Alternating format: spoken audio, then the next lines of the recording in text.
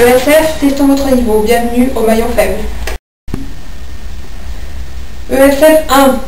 Combien faut-il de catégories dans le tiroir numéro 3 du chariot 2 de la salle 58? 3. Faux. Il en faut bien 3. Ils ne sont pas dans le tiroir numéro 3, mais numéro 4. ESF 2. Attachez-vous les cheveux. À quoi sert une deuxième année au moment de l'expulsion?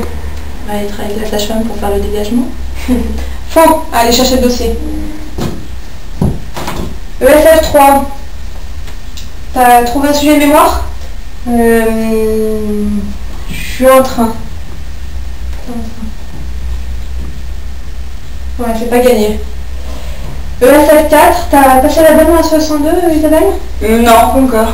Pas encore? Bon, t'envoies la deuxième année, on va manger. Ouais. ESF 1, quelle est la première chose à faire quand tu rentres dans une salle de naissance? Frapper et se présenter. Faux, tu dois toujours demander à la sage-femme si tu as le droit d'entrer quelque part. ESF 2, avec qui une deuxième année a le plus de chances de faire un dégagement? Bah, avec la sage-femme. Faux, avec le médecin après une ventouse. ESF 3, quelle est la prise en charge d'une patiente lupique diabétique qui présente une douleur au mollet?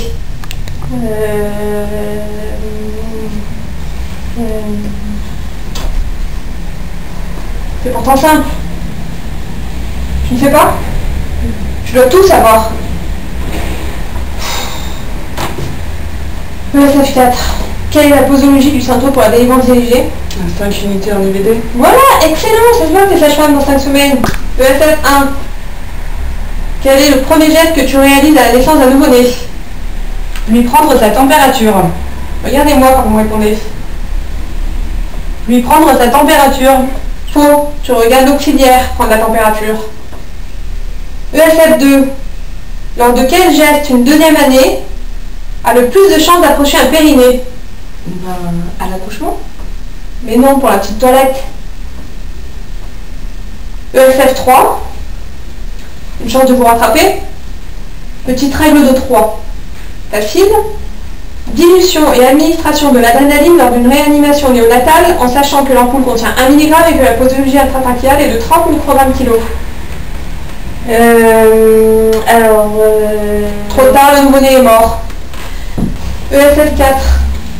Sous quelles conditions peux-tu réveiller la sage-femme au cours d'une garde de nuit? Quand une patiente a poussé pendant 20 minutes.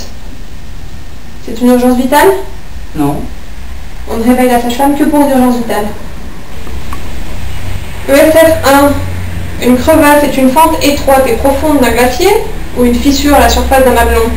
Une fente étroite et profonde d'un glacier. N'importe quoi, il faut tout apprendre. Hein. ESF 2.